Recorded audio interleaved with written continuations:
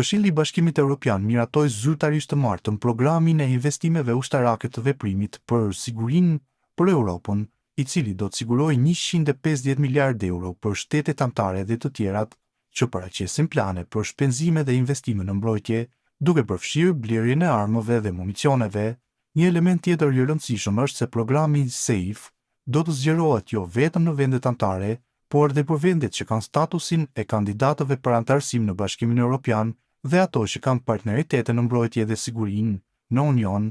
Ky vendim na ndihmon që të hyjmë në prokurime sigurisht me vendet e BE-s. Është një mjet shtesë që hap skenar të rinj për ne, por konkretisht ende nuk ka asgjë, pranoi një zyrtar i mbrojtjes shqiptare për Albanian Post. Vetë titulari i institucionit, Piro Vengu, e vlerësoi vendimin e Unionit gjatë një bashkëbisedimi me ambasadorët e vendeve të Bashkimit Evropian. Ministri i Mbrojtjes diskutoi në takim mbi investimet në mbrojtje dhe zhvillimin e kapaciteteve prodhuese të industrisë ushtarake, investime në mbrojtje që sjellin përfitime edhe në fusha civile, nxisin inovacionin dhe gjenerojnë vlera të shtuara ekonomike në vendin tonë, përbëjnë një prioritet të rëndësishëm në agjendën e qeverisë shqiptare.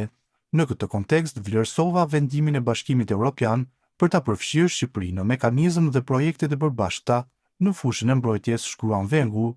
Thomas Renier, zëdhënësi i Bashkimit Evropian për mbrojtjen, shpjegoi më herët për Associated Press se vendet e EEA, EFTA dhe Ukraina mund të marrin pjesë në prokurimet e përbashkëta së bashku me shtetet anëtare, por ato do të mund të marrin kredi. Sipas tij, SAFE do të lejojë gjithashtu vendet që do të anëtarësohen, vendet kandidate, kandidatët potencial dhe vendet që kanë nënshkruar një partneritet për sigurinë dhe mbrojtjen në BE, të bashkohen me prokurimet e përbashkëta dhe të kontribuojnë në kërkesën e përgjithshme. Ata gjithashtu mund të negociojnë për marrëveshje specifike me përfitim reciprok për pjesëmarrjen në industritë e tyre përkatëse në prokurime të tilla, thekson zyrtari i BE-s.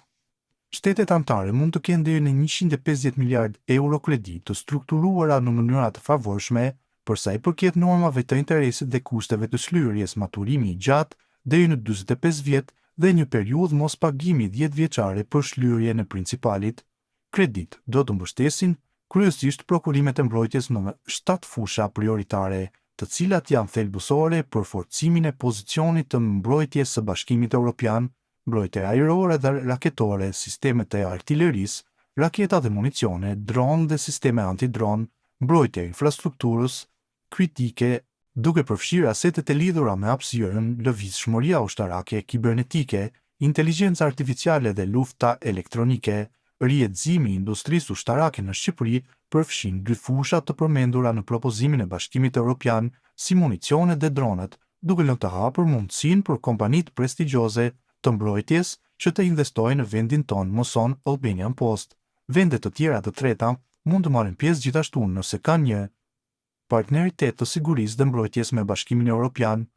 Një të tillë autoritetet shqiptare nënshkruan në fund të vitit të kaluar duke rinovuar partneritetin strategjik të sigurisë dhe mbrojtjes me Bashkimin Evropian në prani të kryediplomates europiane Kaja Kallas.